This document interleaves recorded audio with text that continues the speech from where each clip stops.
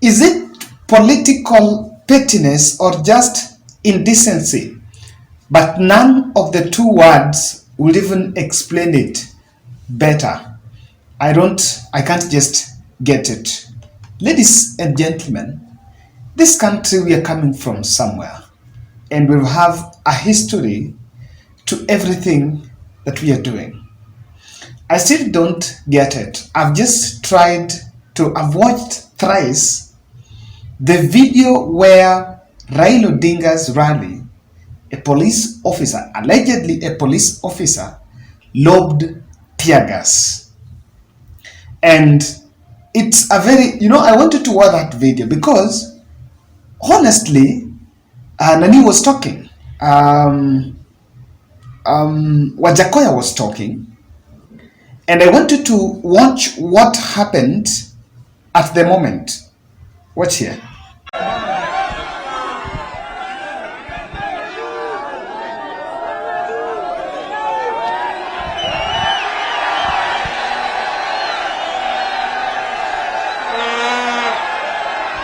Haya, mnisikize. Mimi nitasema mambo matatu peke yake.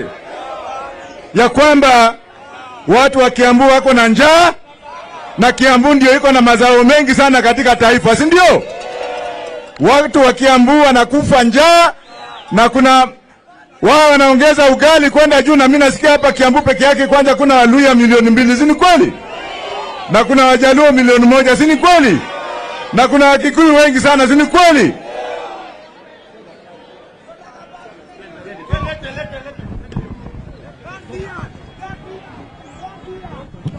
Wewe mtu wa Teargas, wewe polisi, wacha kurusha Teargas kwa wananchi wewe. Wachana na Teargas wewe polisi. Wachana na Teargas kabisa wewe. Hii mkutano ni amani. Hii mkutano ni amani wewe. Wacha kuleta ufala kwa mkutano. Hii mkutano si ya kufurugu. Tunakuomba tafadhali. Wewe polisi umetumwa hapa kufuruga hii mkutano. Sisi ni watu wa amani. Hii mkutano ni amani. Hatutaki furugu sisi. Tafadhali, enda na yote ya gasi yako huko mbali sana.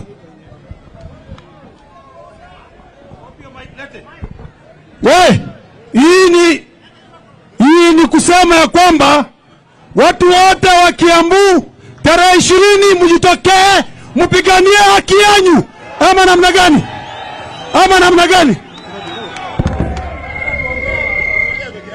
Watu wa Kiambu, hii ni kuonesha kwamba ile kitu tunafanya ni kitu ya haki. Ama namna gani? Kama wewe umesalia siku moja, inua mkono useme uko tayari. Sema uko tayari. Kiambu Kiambu Kiambu Kiambu, sema ashindwe. Ashindwe. Ashindwe. Mkuje tufanye mkutano yetu. Sisi tumesema hatuudhi uoga na hatutanunua uoga. Sawa sawa. Haya. Jameni. Kiambu tuendelee tusiendelee? Yaani askari polisi anatupia former Prime Minister Teargas. Anatumia wananchi wasio na shida yoyote Teargas. Vile Mother alisema, naomba tusikilizane. Yule officer today, yule officer wa polisi ambaye ako in charge of the rest, huyo tunataka jina yake directly ipelekwe Hague mapema. Because inasema the officer yule ambaye ana bear responsibility, na tunampatia hata onyo Inspector General of Police na Gachagua. Kaza tunajua Gachagua amefanya mkutano asubuhi na watu hatutaki uoga. Wangapi watu wa Kiambu wanasema hatutaki uoga? Kwa hivyo nataka niwahakikishie Wakenya wenzangu. So someone lobbed Teargas while Wachackoya was talking. And remember that time the Raila Odinga, and I think Raila had spoken, and Raila gave Wachackoya the microphone to speak, gave Martha Karua microphone to speak before handing over to Wachackoya. And then if you watch that video, there is something I simply don't get. What's the problem? There was nothing going on. People were just listening to what Wachackoya was saying. Then all of a sudden, from somewhere, someone is loading tear gas. As in, for what? For what? And I think on this one, the police just needs to come out clear, because the tear gas canister is seen. So who threw it? Who threw it there? That is the question. I think it's not the way. Was that what we meant by saying we are going to deal with Raila once and for all?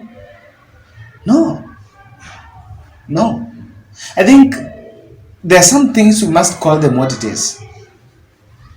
William Ruto was in Nyanza. He was welcomed in the Rigade. They've been going everywhere. And Raila has been conducting all these rallies everywhere. And these rallies have one history. They have been very peaceful. So there is no cause for alarm. Now, just before that, 3 incidences. I'm told even the police blocked the roadblock at Blue Post, where Raila was supposed to pass on his way to Githurai. But at Githurai, this other photo emerged, where a group of youths, because they knew that Raila was going there, some youths were mobilized and they were chanting anti-mass action rants around in the underpass. Then they went to the place where Raila Odinga was supposed to hold that rally, where Raila was putting up the tent, and they vandalized the dais and everything in preparation for that rally. Kuna youth huko Kiambu wame disrupt hiyo nini hiyo preparation event ya Raila, and it's like this nini is not going to happen due to planted goons. It's like somebody ameona kumekucha na kila mahali kumeharibika, so hatujui what is happening, and it's like mtu ameingiza baridi, ameona ni kama nchi yote inakuwa taken over by Raila, so ameamua haribu hizi nini yake, podium yake, ndio ionekane ni kama watu ni kama Kikuyu hawataki Raila, but it's okay. This is just a good sign. Let's wait for the new information that will come in. So you wonder, what exactly is the problem? Even the rally, I think the problem would be Mandamano, but what is the problem with the rally? Because a rally is something that has to be done. It's been very peaceful. So if this is the footing we are putting, does it mean that in 2022 no one is going to campaign in Mount Kenya? Okay. And if you have been dismissing the fact that what Raila is doing is inconsequential, then what they're doing there is an act of cowardness. It's an act of cowardness. It's backward. Ladies and gentlemen, kindly subscribe to our channel. Na nimeacha kugombana. Let me settle down, because I think some things are just so bad and they need to be said as they are. So what's the problem? Why do you think Raila was tear-gassed there? Why do you think someone was blocking Raila in Githurai? Remember, he was going to Githurai for the second time. He was there, I think, 2 weeks ago. And so he was making just another comeback there. I see a signal that someone is trying very hard to lock out Raila Odinga from Mount Kenya. And why that effort is there is because of what happened in Nakuru yesterday. If you followed Nakuru rally, you could see the way Nakuru Raila Odinga was embraced there. wale majamaa, in fact it was raining and they persevered the rain throughout that rally. And when some people saw the reception that Raila was getting even in KIAMBU, people see very well that it's not as what they think. So I am making one thing here is that someone is committed to lock Raila Odinga out of Mount Kenya. Remember, that was the first Mount Kenya rally was making. If you've been following, that was the first one. That was the first two I was making in the mountain. And as to whether it will be, and I want to call it an act of cowardness. Because if you want to handle, why do you go to throw canisters, Teargas, in a place that is crowded? People start running and falling, and you can even create a stampede. Let me say, if you want to create a perception that Raila is rejected there, and sadly enough, it's normally an organized thing. One thing you know is that these things are organized. In politics, things don't just happen. Kwani Raila traveled the whole area. Could it be just that place that the police is feeling like they need to lock the police guy, or the guy is feeling that he needs to lock that tear gas? And if that tear gas is not locked by a security officer, then who has locked it? Is it a member of the public? And if a member of the public, what is the intention? If you want to show the intention that Raila is rejected, why don't you then mobilize some groups, some goons somewhere to heckle? And then you take that photo and, you plant some few people to heckle, you take the small video and now share in public and make people see as if Raila has been, instead of doing a very stupid thing that can even cause stampede. You risk people's lives because of politics. This one, no. You can hurt young people there, because look at the way how vijana wanakimbia. They're in between the cars.